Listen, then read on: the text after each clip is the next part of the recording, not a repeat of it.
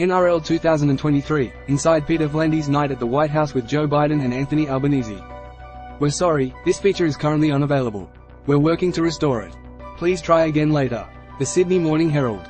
The Sydney Morning Herald. Sections. Network. Advertisement. Sport. NRL. NRL 2023. Inside Peter V'landys' night with Albo and Joe Biden at the White House. By Michael Chambers. Save articles for later.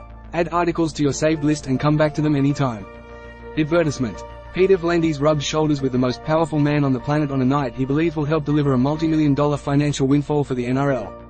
The ARLC chairman attended a state dinner at the White House on Wednesday night, Thursday, Sydney time, as a guest of Australian Prime Minister Anthony Albanese, meeting US President Joe Biden and First Lady Jill Biden. Peter V'landys, CEO of Racing New South Wales and chairman of the Australian Rugby League Commission, during the dinner. Credit, Alex Ellinghausen. Albanese last month invited V'landys to attend the glamorous state dinner alongside some of America's most powerful and influential figures before the NRL's push into the United States for next year's season launch in Las Vegas. While meeting Biden was a personal highlight, V'landys said a night of serious networking will have a significant impact on the future of rugby league. It was an honor to meet the President and the First Lady, but what it did for me was put me in a room with a lot of heavy hitters, V'landys told the Herald after returning to his hotel room in Washington, D.C. following the function. In order for this to work in America, you need support of the heavy hitters. You can't get bigger than the people that were in that room. We've all exchanged contact details. They are going to be a massive help. Peter V'landys talked with Anthony Albanese's Chief of Staff Tim Gartrell during the state dinner at the White House. Credit, Alex Ellinghausen. Even before the dinner, myself and NRL Chief Executive, Andrew Abdo, had important meetings with people in the sports marketing industry in New York City that will yield substantial dividends. We worked out that if all this goes to plan, it has the potential to generate hundreds of millions for rugby league. Not tens of millions, hundreds of millions. Advertisement. The NRL has a 5-year plan to crack the US market, with plans to play doubleheaders in Las Vegas over that period. It has also managed to strike a deal with Fox Sports to get the NRL season openers involving South Sydney, Manly, Sydney Roosters and Brisbane Broncos shown on the News Corp network's main sporting channel in prime time. Guests at the state dinner hosted by President of the United States Joe Biden and First Lady Dr. Jill Biden at the White House. Credit, Alex Ellinghausen. What people don't understand is the scale of America. There are 340 million people there, V'landys said. You need confidence in your sport. We have the greatest game of all. If I didn't have confidence in our product, I wouldn't be here. It's entertaining, it's brutal and will attract people. But we know it will only be as good as you implement it. The first year we are learning as much as we can to implement it right. If you're going to be a success, it's all the work you do beforehand. Meeting all these people here tonight has exceptional value. If we're successful, it opens the door for all Australian sports.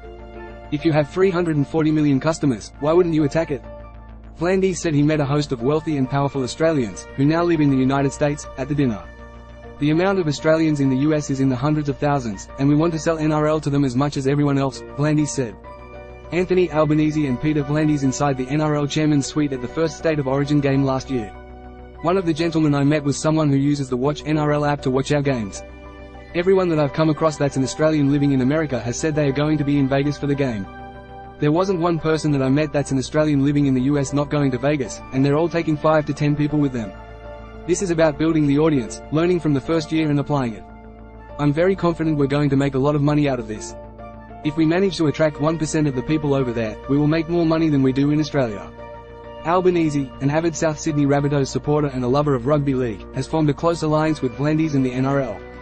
The Albanese government has reportedly offered up to $25 million annually to put a team into Papua New Guinea as a means of dealing with the continual geopolitical threat of China influencing the region. The ARLC is expected to move ahead with plans to introduce an 18th team into the competition as early as 2026. The highlight of the trip for me was actually in the day before the dinner when the Prime Minister made a speech on the lawns of the White House to about 5,000 people, V'landys said. His speech was exceptional. It made you proud to be an Australian. It was really emotional and powerful. A lot of people commented on how good it was. We have a good relationship, and he has a vision for the 18th team. The Commission shares that vision. It's not just about the 18th team and the impact on the NRL. It's about participation and pathways in PNG. It's a benefit to the whole of PNG.